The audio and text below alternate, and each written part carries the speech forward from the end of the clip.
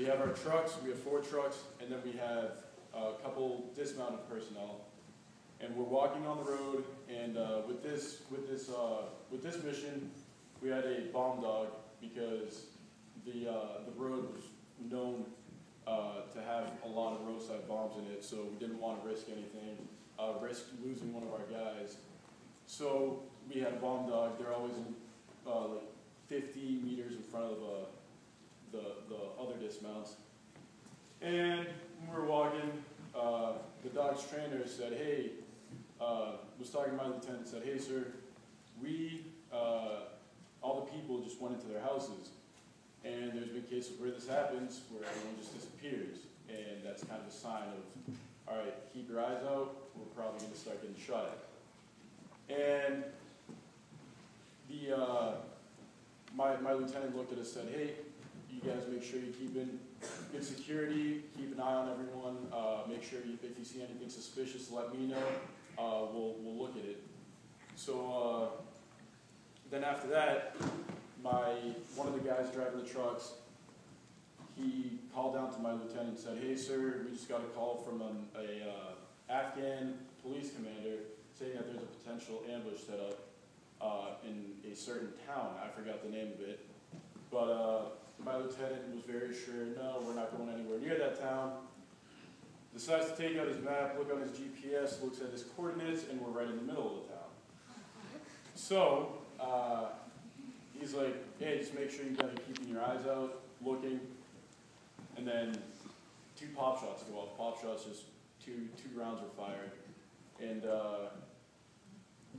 your first reaction is supposed to be looking. Where's it coming from? Because you don't know if you're going to be running into it. Sometimes whatever the sound bounces off of could trick you, and it could be coming from a different direction, so you look. So I looked, and it was coming from the same direction I looked in, and more shots started being fired. They had a lot of machine guns, and they had RPGs. Do you guys know what those are? Yes. So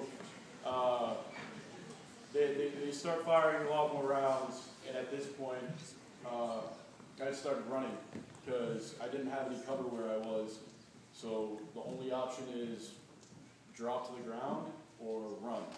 And I did not want to drop to the ground, knowing what could potentially happen if they just keep shooting at me. So there was a wall behind me, but no cover. So, but a little bit further down the wall, there was a little crease in it, and I had remembered when we walked past it that, hey, if we start receiving fire, I can go to that point in the wall and I'll have cover. So I started running to that position because that was the only security I was going to have. And as I'm running, it was just nuts. There's bullets hitting by the wall next to my head, on the ground, near my feet. You can hear them whizzing past your head. And the entire time while this is happening, I'm like, I really don't want to get hit. Obviously, I don't think someone would. So as I'm running, I get hit. And obviously, I didn't know what feeling shot felt like, but I was running, I got hit, and there was just a ton of adrenaline. And then I was able to reach my cover and just threw myself on the ground and started assessing my injury. And I couldn't find any point of entry or exit. So I thought, did a little rock ricochet off a bullet, and I'm just being a little baby about this. So, but then I thought about it, and I was like, no, it wouldn't hurt like this. And so I grabbed the tourniquet, which is something you put on to cut off circulation to major arteries.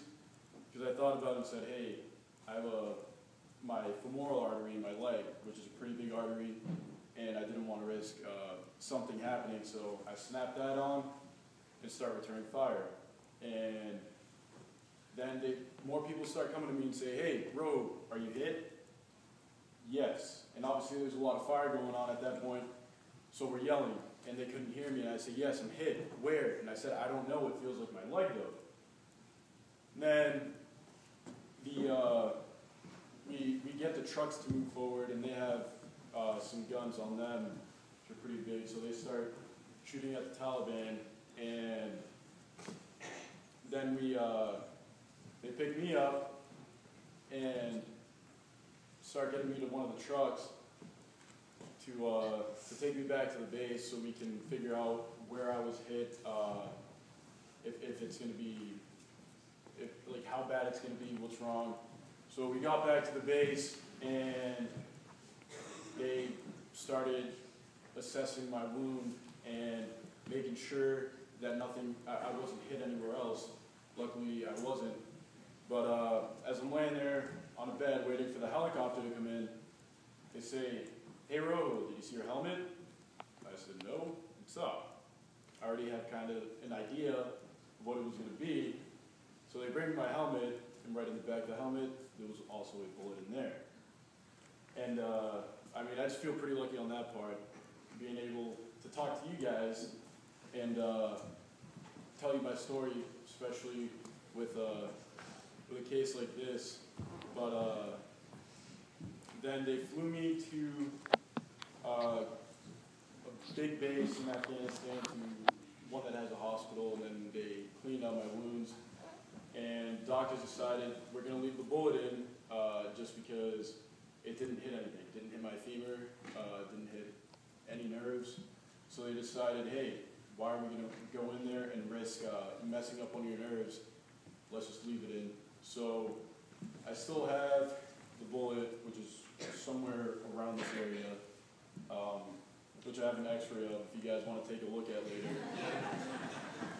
And then they flew me to Germany, where I was recovering a little bit and hoping to get back out to Afghanistan, because it is a lot of people look at me and say, "Why would you want to go back out to Afghanistan?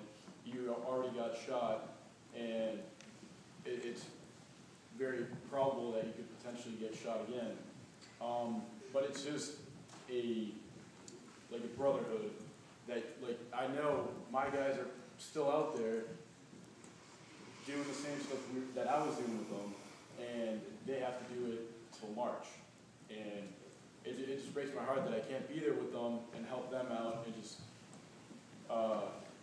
keep supporting them. But that's a choice that one of my higher ups made, and I have to respect it, because, and obviously my entire family, excuse me, and all my friends are very happy of me not having to go back to Afghanistan. So tomorrow I go back to Italy, which is my duty station, where I will be for another year and a half or so, just training, keep studying on my job, and doing what we did before, preparing just in case we have to go back into combat. And what else? Show up in the box.